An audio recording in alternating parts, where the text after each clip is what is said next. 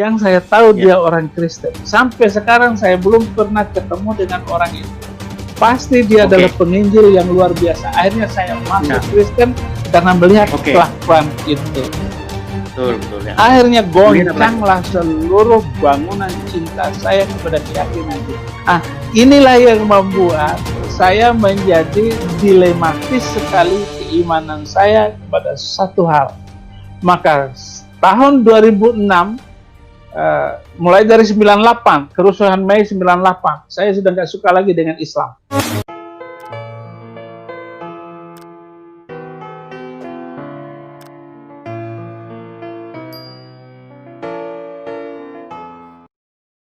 Ada Edis, silakan Edis. Langsung masuk ternyata. Edis, ya malam. Bapak Edis ini non-Kristen atau gimana? Saya Mesianik. Oke. Silakan. Saya mau nanya pribadi nih sama Pak Saifuddin.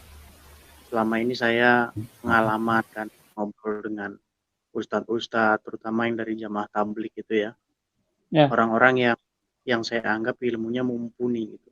Kalau menurut Pak Saifuddin sendiri, kira-kira hal dasar yang paling vital yang membuat orang-orang ini meninggalkan agama itu apa menurut Pak Saifuddin? Yang paling vital sekali.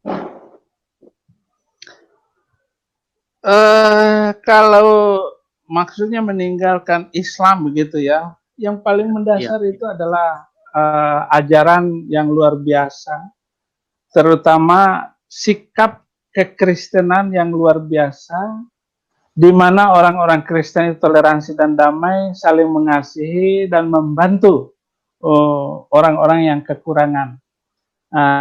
Itulah salah satu yang membuat banyak orang Islam masuk Kristen, itu karena melihat teladan orang-orang Kristen, pendeta-pendeta yang mengasihi mereka. Akhirnya mereka terketuk hatinya untuk menjadi pengikut Yesus Kristus gitu.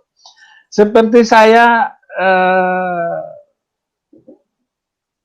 tahun 82, 83 saya datang ke Jakarta, kemudian pertama kali saya turun di Pulau Gadung, kemudian saya duduk di sebelah orang ini kenalan dengan saya, ternyata orang Kristen.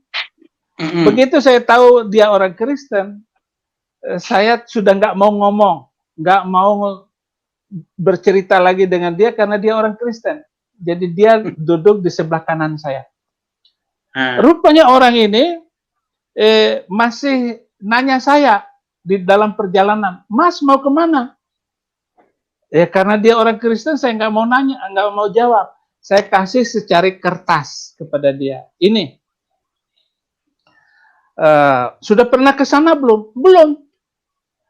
Kemudian dia langsung menawarkan jasa, boleh nggak saya antar? Akhirnya saya bilang boleh, karena saya nggak suka dengan dia. Tetapi orang Kristen ini tetap mengantar saya sampai ke rumah bibi saya di Pancoran itu. Sampai saya masuk ke rumah, sampai duduk, dan saya mau memberikan, karena senang hati saya, memberikan uang kepada dia, bayar ganti ongkos. Dia menolak dengan halus. Terima kasih. Sampai selesai di gang itu, dia sudah hilang daripada saya.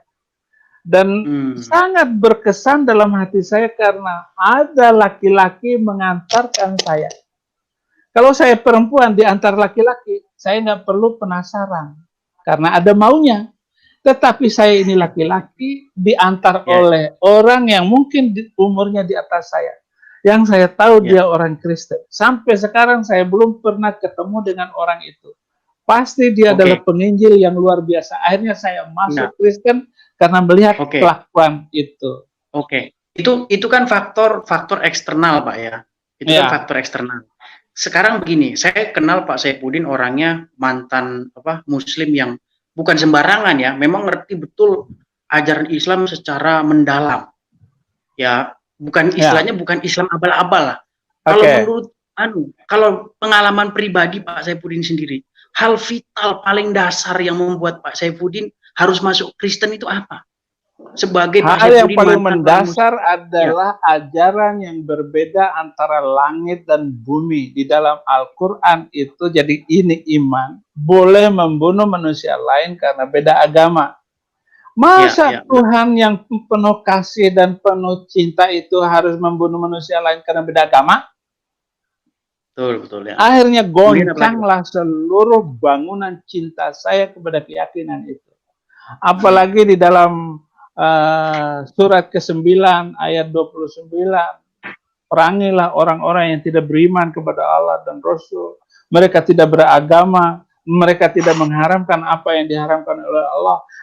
Inilah yang membuat saya menjadi dilematis sekali keimanan saya kepada satu hal. Maka tahun 2006, mulai dari 98, kerusuhan Mei 98, saya sudah nggak suka lagi dengan Islam. Kemudian bom Bali, saya sudah nggak suka lagi dengan Islam. Bahkan saya sudah nggak. Artinya itu secara iman saya, internalnya saya. Jadi saya kacau sendiri karena peristiwa-peristiwa itu. Saya menulis buku, kenapa saya memilih Kristus. Itu saya tuliskan latar belakang saya menjadi orang Kristen. Dan kenapa saya menjadi radikal menjadi orang Kristen? Karena saya percaya kebenaran firman Tuhan hanyalah Alkitab. Kebenaran untuk membangun masa depan yang cemerlang, masa depan yang penuh damai, membangun peradaban ke depan, harus dengan kitab suci yang mengajarkan keselamatan, yang mengajarkan kasih, yang mengajarkan pengampunan. Hanya ditemukan di dalam Alkitab, dalam Injil Kristus. Ya, baik. Terima kasih ya Pak Edis penjelasannya. Jadi diingatkan lagi bagi yang bertanya jangan melenceng dari tema atau topik pada pembahasan malam hari ini. Dan oh iya Pak Saifuddin, mengingat waktu nih sudah 1 jam. Di sini masih ada 2 sih penanya. Kira-kira bagaimana Pak Saifuddin bersedia untuk dilanjut untuk 2 pertanyaan atau disudahi? Dipending dulu. Dipending dulu okay, agar kalau materi ini belum lengkap nanti direview lagi di pertemuan diskusi berikutnya. Oke. Ya. Baik. Ya. Baik. Berarti karena waktu sudah pukul 21.19 saat ini, sebelum kita tutup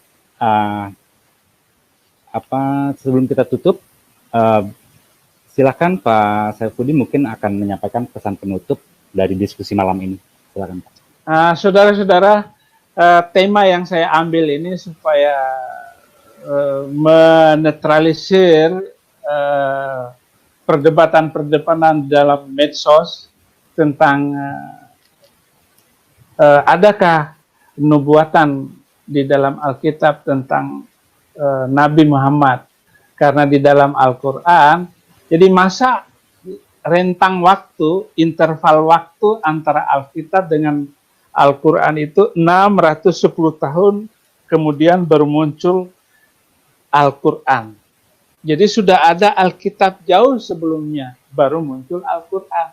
Lalu di dalam Al-Quran semuanya nyetir tentang, membicarakan tentang apa yang diajarkan oleh Alkitab. Tentang peristiwa-peristiwa 600 tahun yang lalu, kemudian diantaranya dikatakanlah bahwa Isa Al-Masih itu enggak disalib, tetapi orang lain yang digantikan menyerupai Isa Al-Masih. Gitu. Nah, hal-hal ini lalu timbullah keributan di dalam debat medsos, Alkitab itu sudah palsu. Gitu. Oke, kalau Alkitab itu sudah palsu, di mana kepalsuannya? Atau gini, tunjukkan saya mana aslinya. Saya percaya bahwa seluruh isi Alkitab ini tidak ada perubahan sedikit pun. Tentang terjemahan dalam bahasa manapun ya berubah karena beda bahasa. Tetapi nilai inti mainstream apa yang diajarkan oleh Alkitab itu tidak pernah berubah. Bahwa mengampuni orang ya harus mengampuni. Bukan meminta ampun, tetapi mengaku dosa. Ini adalah konsep Alkitab. Bukan minta ampunan, beristighfar. Di dalam Kristen tidak ada istighfar. Yang ada adalah mengaku dosa kita. Lalu, Bapa kami yang di sorga, dikuduskanlah namamu, datanglah kerajaanmu, jadilah kehendakmu di bumi, seperti di sorga. Jadi tidak ada meminta ampun. Yang ada adalah kita mengaku dosa kepada Bapa, kepada Tuhan. Nah, baru Tuhan mengampuni. Gitu. Ini adalah konsep-konsep yang luar biasa yang saya lihat tidak ada perubahan. Jadi kalau nama Nabi Muhammad di dalam Alkitab tidak ada, itu bukan berarti Alkitabnya palsu. Karena memang tidak ada nubuatan tentang nabi-nabi setelah Isa Al-Masih, atau tidak ada nubuatan nabi di luar daripada Bani Israel. Saya kira pembahasan malam hari ini akan menolong saudara-saudara mengenal firman yang benar, berada di dalam yang benar, dan di dalam kebenaran yang benar. Terima kasih. Selamat malam semuanya. Tuhan Yesus memberkati. Baik, terima kasih Pak Saifuddin. Tuhan senantiasa memberkati pelayanan Bapak dan keluarga, diberi kesehatan semua. Baik teman-teman semua, diskusi malam ini akan kita akhiri sampai di sini. Semoga dapat bermanfaat dan menjadi berkat bagi kita semua. Dan buku-buku karya Pendeta Saifuddin Ibrahim juga dapat dibeli di link yang sudah tertera di deskripsi. Kemudian, baik atas nama Saifuddin Ibrahim dan Rohani Kristen mengucapkan terima kasih pada teman-teman semua. Sampai bertemu minggu depan. Shalom. Tuhan Yesus memberkati.